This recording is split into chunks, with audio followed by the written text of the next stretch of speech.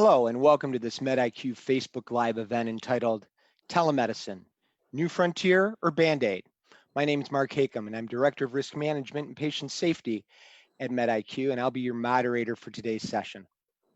Telemedicine has become a household term due to the COVID-19 pandemic. According to analysts at Forrester Research, virtual healthcare reactions are expected to top 1 billion by the end of the year.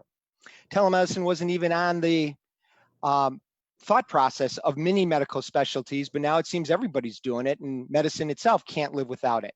Our goal today is to talk about that. What have we learned during these months of dealing with telemedicine, and what are some of the legal implications that we may be facing with that? I'm joined today by Kris Gorman, Executive Director of Advanced Orthopedics New England, and Jonathan, AKA Jake Kocienda, a trial attorney with the Connecticut-based law firm of DanaherLagnese. For those of you joining us live, we encourage you to post your comments and questions and we'll do our best to answer them. Kris and Jake, thank you so much for joining me today. Kris. Thank you for having us. Let's start with you. Orthopedics at first blush doesn't sound like a specialty that could benefit a lot from telemedicine, but that really isn't the case. Would you mind sharing with us some of your experiences over the last 5 months and how your practice has changed and adapted? Sure. Yeah, we actually had an opportunity. I was actually thinking about the questions that you asked here for this call today. And I looked back at some of our strategic planning documents and I realized we started talking in our practice about telemedicine about 3 years ago. So we had kind of been researching different options that were out there. So we weren't blindsided by the options when COVID happened, and we kind of had to really modify how we were caring for our patients. So we were actually able to connect with a new kind of very orthopedic specific telemedicine platform. They operate out of a different part of the country, but we were able to access their services, really get on board with them pretty quickly. And because it's an orthopedic specific platform, it really was very specific to what we do. We onboarded our physicians, I would say, in about 10 days from the first date of our introduction with this organization. I actually am fortunate enough to work with a great team of people. I have a person in my practice specifically that was assigned to this project. So she really was the project manager. She worked alongside the vendor. She worked alongside IT. She worked alongside all the departments in our offices, the providers, and ultimately ended up really working through the training and designing and developing the telemedicine platform and the way that it works today. It's worked better than we thought, and we actually can see opportunities for the platform that we use currently for the future as well. So I think, when you say, is it a new frontier or is it a Band-Aid? I think it was a Band-Aid. I think in some ways for us it is still a Band-Aid. But I see a lot of opportunities for telemedicine in the future. Patients, they were early adopters for us for sure. I think, at the height of COVID, we were seeing, about 40% of our pre-COVID patients in between office and telemedicine, and about 40% of that volume was telemedicine volume. So we were able to convert a fair number of patients over to telemedicine.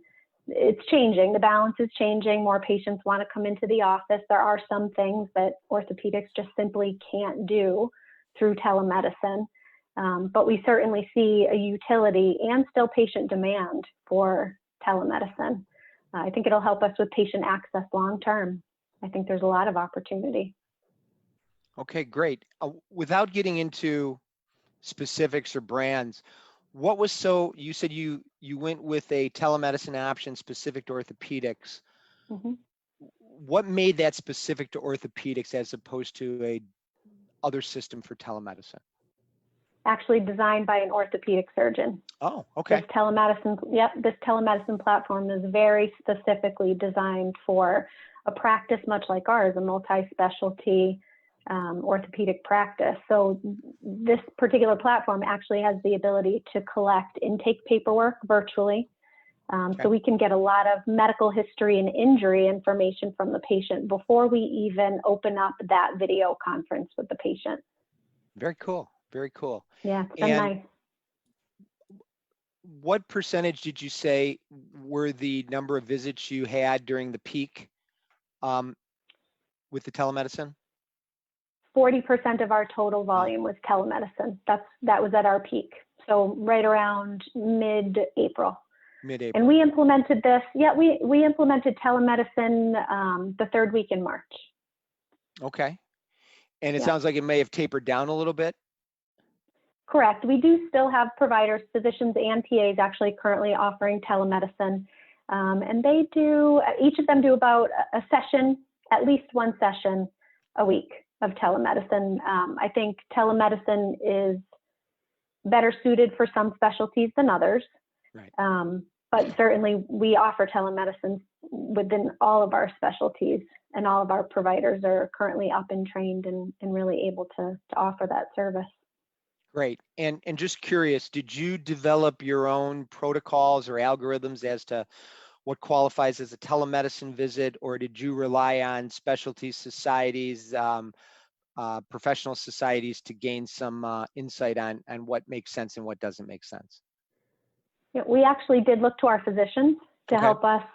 So of course, starting this, we had patients on our schedule for many, many months that we needed to take a look at and start to reschedule and prioritize. So our physicians and PAs actually went through the schedules on the day-to-day, and we would then contact patients that we felt were appropriate.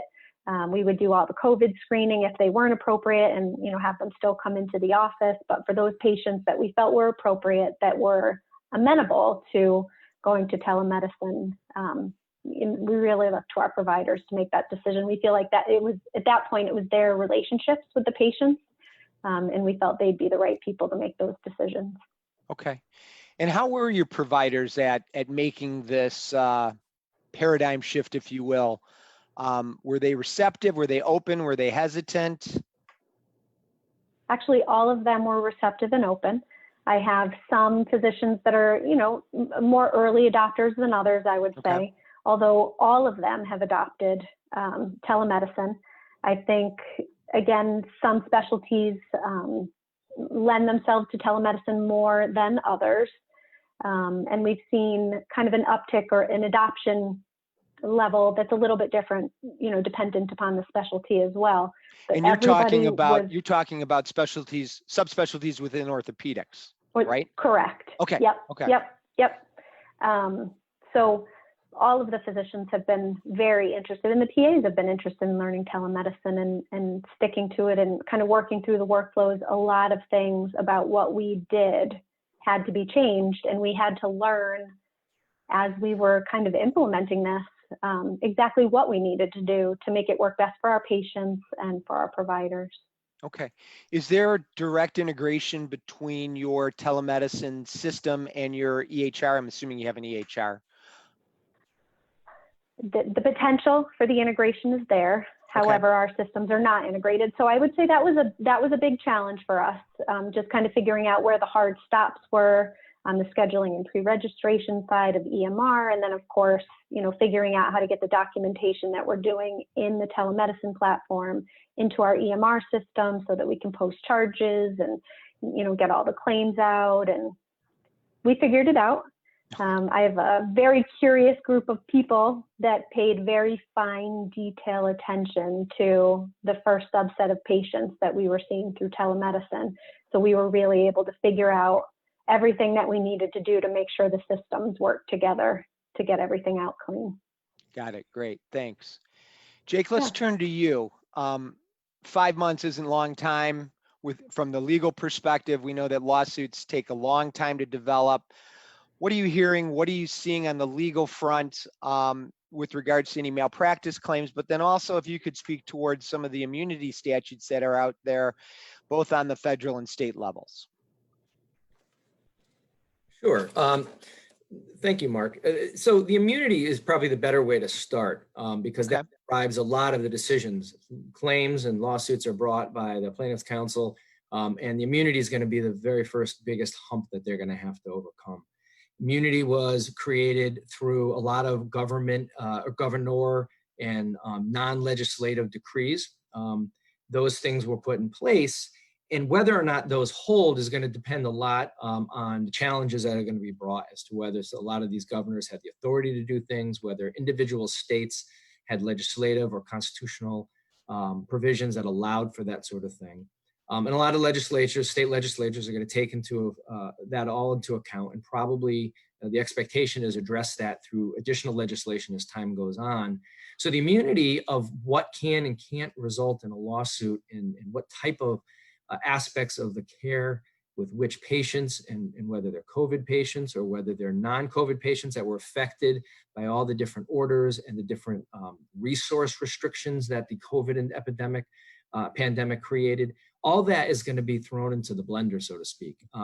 So where that ends up is hard to guess, but the expectation is there will be something out there. It'll be a state-by-state decision for the most part. The federal government has their own immunity through the Public Readiness, the PrEP Act, Public Readiness Emergency Preparation Act. That will govern federal claims and certain aspects of regulatory issues. But by and large, most lawsuits, medical malpractice lawsuits, are state-driven, state common law and state legislative statute-driven. And so those state legislation outcomes will govern whether those cases are brought. But word is that we've heard a lot of plaintiffs' counsel, and a lot of individuals thinking of ways around it. Also figuring into the mix is, what would a jury do with any of it? Americans in general, I think it's safe to say, have a shorter time frame of memory than maybe other areas in the world. And right now, I think there's a high, very strong sentiment that the medical profession has been working very diligently and very hard with putting incredible amounts of resources and effort into treating COVID patients. Yeah. However, over time, that memory may start to fade, and whether or not that is supportive of claims or dissuades people from bringing claims is yet to be seen. But the situation's being very closely monitored by those in risk management, defense counsel like myself, and we're talking to people to see what's the tenor and what's really going on. Claims that are brought today do take time to get into a court system. So, whether they're brought today or not, whether they're brought in a year or two within statute of limitations and then don't see a jury for another 2 years, maybe even 3 years, means it could be 4 or 5 years before a jury sees a claim related to what happened in 2020. And how today's viewpoint of the public affects what happens and how trials and how claims are viewed in 4 or 5 years is very open-ended. It's hard to know at this point. And we're not out of it. So who knows what will happen from this point. Some of the claims and some of the issues we've seen come up have to do not just with actually treating COVID patients, but the telemedicine by the patient, by the clinicians that aren't actually treating COVID patients, but are feeling the effects of providing medical care in this environment.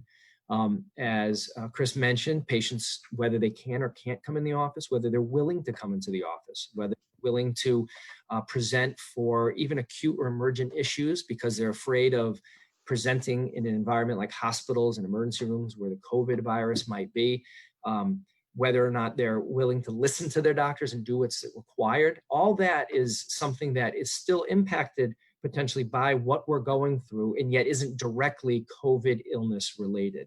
Right. All that is thrown in the mix as well. And that's going to be an interesting dynamic to see how that all essentially settles out in the long run.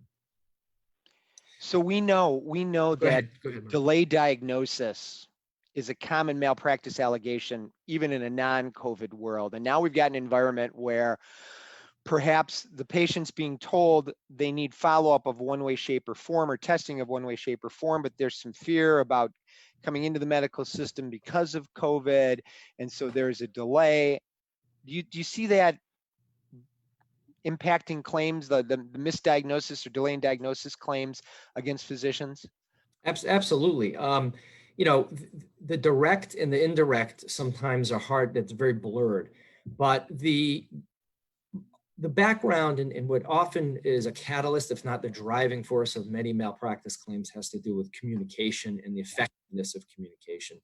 And it's already a requirement, and clinicians are already familiar with the informed consent requirement and informing patients of what needs to be done and the reasons, the risks of delaying, the risks of not following through with medical advice. Well, with the COVID pandemic and the dynamic of patients being very hesitant to see doctors, go into procedures, go to the hospital, that risk is something new that's been inserted into the dialogue that patients have and clinicians have together. Whether or not that's something that was properly assessed, well communicated, so that the patients understood the actual risks of not following through, is something I imagine will probably be raised and be a function of many of the lawsuits that are out there. Delayed diagnosis because the patient didn't follow through with diagnostic imaging, juxtaposed with whether that imaging was even available, whether they had the ability to do it and when and how, and why patients didn't do it if they were instructed to do it and could have done it. All that will go into the mix as to whether or not they really understood the risk of not following the doctor's advice compared to the risk, whatever it was in their mind, of contracting COVID. And the risk of contracting COVID is variable from patient to patient, age, demographic, location, geography. So delayed diagnosis, I imagine, and delayed treatment of known conditions will probably be something I would think would be higher on the list of what may result in claims from indirect impact of the COVID pandemic and what it's done to the entire medical industry as a whole, not just individually with COVID patient treatment. Mm-hmm. And I know that, documentation, especially with patients who tend towards non-adherence, and documentation that this was recommended and the patient's response or the patient's, decision not to do that has always been a tried and true risk management strategy. And it would seem to me that now during this environment, this era of COVID, where patients are even less inclined to engage the medical system, that I would think that doctors and providers need to step up their documentation, if you will, of patients when they request tests or request follow-up for them to come into the office or go to the emergency room or whatever that may be. Absolutely. Document, as you said, the biggest recommendation, advice I give every clinician is document, document, document. It's always contrasted with the practicality of practicing medicine and having the time to document as much as I would want. But when you document, you create a script for what people are going to understand at the time happened. Empty parts of that dialogue that aren't written down are sometimes forgotten, in fact, often forgotten between patient and clinician over years before there's actual testimony. So documentation, more than ever, of the communication is a huge way of mitigating, can never eliminate, but mitigating the risks that the environment we're in poses, being very clear and thinking through those red flag patients, the ones where they're really very reluctant and that the risk of contracting COVID is, as a clinician's point of view, far lower than the risk of not going forward with the care, and yet the patient won't go. Those are red flag situations that will have a higher chance of a bad outcome. Documenting and using your documenting skills and knowledge of circumstances, very, very important to flesh that out and make sure you see that coming and take those extra steps, the clinicians with the patients, to make sure they're very well educated on what's going on, even though they may have a different viewpoint on COVID. The problem I think a lot of the clinicians I've been hearing face is that patients come with their own understanding of risks from COVID and why they may or may not want to see or follow through with advice.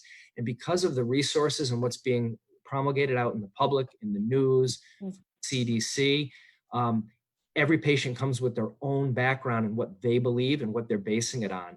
And so it's almost impossible sometimes to assume they all have the same background and understanding. And so even just that dialogue of trying to understand what they think and why they think it could be something that could help a great deal in documenting, because you may be fighting as a clinician a very uphill battle from their belief that COVID may pose a far higher risk in their situation than it really should, or the reverse. It may be highly risky given different things like geography and demographics, and they don't appreciate it because something they've heard or latched onto in the media, social media, Facebook, and that sort of thing.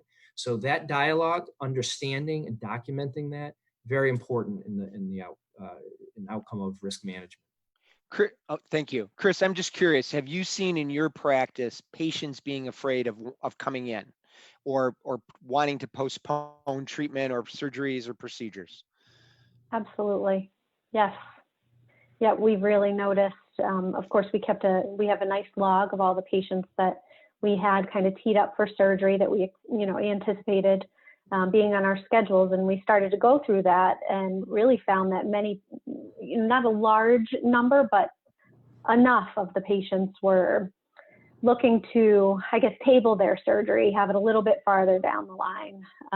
Definitely patients that were concerned in coming into the office. I think that's where telehealth really helped us. And even on telehealth, we had patients that we would need to have to come into the office for x-ray. And we would, very sensitively schedule when we had those patients come in, make sure that we reviewed all the kind of screening and safety protocols that we had in the office prior to really having that patient make the decision to come into the office. So we definitely felt the concern. Okay. We have a question from the audience. The question is, from a legal perspective, do you think using a dedicated HIPAA-compliant telemedicine application like Advanced Orthopedics is using is safer in the long term than using Zoom, FaceTime, or other video applications? So, Jake. Yeah. So it's a difficult question to answer without knowing the specifics and details of each of the different applications. I'm not familiar with Kris's. I don't know what it is. It very well can be very robust. Zoom as a technology or other types of applications from a HIPAA compliant would have to be looked into. And frankly, I don't have an answer for that. They're changing dramatically. If you look at the Zoom application from February and the very beginning of March into what it is now, it's changed drastically with the security features, and they're changing all the time. So what it is today and what's available tomorrow or in a month or 2 months from now is going to be different. The best way to approach it is to understand from from an industry standard what's being adopted and what's been looked into. HIPAA and the HITECH Act require that there be sufficient security for the communications. The companies that handle this, a dedicated medical providing technology for medical telemedicine is going to understand that better than Zoom, which is a platform for everybody, and medicine and clinical use is a minor part of that, and they're not focused on that. That's not to say it wouldn't be appropriate, but that would have to really be fleshed out. The ability to talk to someone and understand those technologies and what's secure is really the key, and you have to ask those questions. So a program and a platform such as the one Kris is using, I would think would already sort of have a leg up on a thought about that, because they know their audience and their Right. clients are going to be clinicians and healthcare providers. Right. Kris, I'm curious what your practice is. You've got now protocols for telemedicine, certain types of interactions, patient presentations are appropriate to do via telemedicine. Some will have to be shifted under the circumstances to an office visit.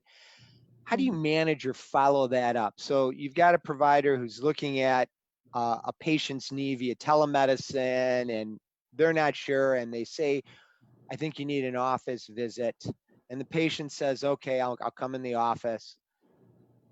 How do you manage that process? Because we know as soon as that telemedicine visit ends, the chance of the patient doing it probably start decreasing dramatically. And now if they sustain a long-term injury, they're going to say, oh, you didn't tell me to come in. I didn't realize it was that important, that whole scenario. So do you have anything in place to help manage those types of situations? Yes, we've actually adopted a couple different practices. When the physicians or PAs are taking care of patients via telemedicine, we do have a clinical coordinator or an MA that's assigned to not work directly alongside of that encounter, but to be available for that encounter for the follow-up items that come out of that particular telemedicine. So they'll send, a simple in-basket message to say, hey, so-and-so needs to be scheduled for a follow-up appointment. That's one way. And we've also developed some additional reporting structure in the office where on a weekly basis, we will run specific reports that take a look at telemedicine appointments, follow-up after testing appointments to see if they've been canceled. Okay. And if we need, or there's been a no-show associated with that appointment type, and then we will then follow up with the patients to make sure that we get those patients back on the schedule. So we've definitely, I mean, some of those practices we had before, but with telemedicine, it's definitely been a revised workflow to make sure that we're not missing opportunities and putting ourselves and patients at risk. Right, right. That's great, because I can foresee, patients getting very comfortable with this modality and not wanting to come in at all, and they want all their care done virtual, whether it's the appropriate mechanism or not. And you can almost get into a non-adherence thing at this point, much like the patient who goes to their primary care physician and just wants the blood pressure script sent to the pharmacy. They don't want to come in for their visit. And, finding that balance, I think, is going to be key. Jake, question for you. Do you see telemedicine changing the standard of care in terms of how care is being provided? Do you think there's going to be a new standard based on the use of telemedicine? That's a trick question, quite frankly, and it's a good one to ask. And the reason why is because in almost all jurisdictions, and every state's a little different, but it's almost generally defined as what a reasonable physician would do under relevant or all relevant circumstances. So the standard of care doesn't really change if the circumstances don't change. Once the circumstances change, new standards develop in the sense that it's for that circumstance. And in the circumstances we're now seeing since the pandemic of telemedicine, what should or shouldn't be done is just going to be integrated in the medicine that's already done. The way to care for a patient won't change, because medicine, the science of medicine and diseases aren't necessarily changing any differently because there's a COVID pandemic. But how the interaction and what is done to address certain circumstances is changing because the circumstances have changed. With telemedicine, there's going to be new issues. And I know I've heard of many issues where things have to be changed in the sense of there's not available resources in some cases, or the ability to physically examine or view a body part or a lesion or something, or touch and with a stethoscope through telemedicine isn't available.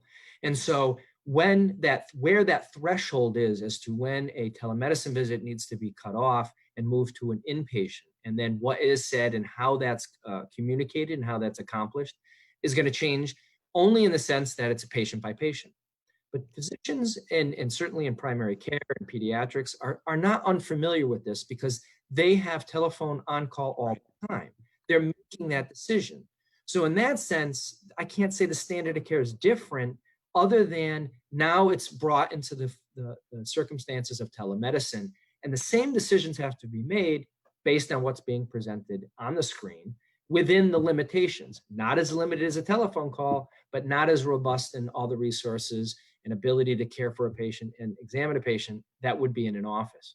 So I see it more as a gradual movement on a spectrum as opposed to new standards of care. Okay, great, thanks. Do you think there'll be a subset standard of care for the period of COVID? Much like when, lawsuits, there's that time delay can be up to 4 years. And the standard of care that applies is the standard of care at the time the care was provided. So does that create a standard of care during the COVID pandemic that might be different than during normal times?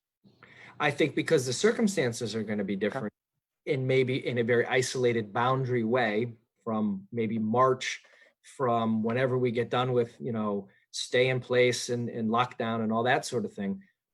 I think the standards that will apply to medical care will take into consideration in the circumstances that have to be considered that are relevant, what was going on and what was going on with resources or governor orders, limitations on movement, exposure and risk, understanding of that risk, which itself has changed over time. Right. All that has to get thrown into each individual patient encounter that may be the subject of a claim. And yes, to that extent, if you compare it to the pre or even post-COVID pandemic timeframe, that will look different in many cases. If you take all the circumstances of a particular encounter and just remove the pandemic aspect of it, I think you might find that the standard of care of what would be expected of clinicians might be different than if you insert all the different dynamics and nuances of what was going on with the pandemic. So in that regard, yes, I think you'll find that the assessment of standard of care and what it is at a given encounter during this time frame is going to be different than before or after, whenever after happens to be. And Right. it probably will be different through the duration of what we're going through, maybe month to month, order by order from the governor, or what we know about the disease during that time frame. Great. Thank you. We've got time for one more question, and this is directed towards Kris. What about foreign language issues? Limited English proficiency patients can be a challenge for a practice as it is. Now you've got technical issues going on here, or technical challenges in addition to the language issues. What has your practice done to address that? So we do have the language line, which is a telephone service that can be used on both ends of, both the patient and provider side of things as an intermediary for the call. To be honest, I would actually have to go back to my practice and see if that came up. I'm not sure if they've actually utilized that service for the telemedicine platform or not. That's a good question. I'm not sure. Okay, thanks. The technology's there. I just don't know. Yeah. I don't know. Yeah. Well, that's all the time we have for today. Kris and Jake, thank you so much for joining us. If we didn't get to your questions, fear not. Both Kris and Jake have agreed to answer any questions after the program, and we'll post those as soon as we can to our Facebook page. Also, please leave us any comments you have about this program and about any other programs or topics you'd like to see us present in future events. And make sure you follow MedIQ on Facebook, Twitter, LinkedIn, and Instagram to hear about our wide offering of clinical programs, risk management, and patient education. Thanks again, everyone, for joining us today. Be safe out there and have a great day. Thank you, Mark. Thank you, Kris. Thank you. Thank you.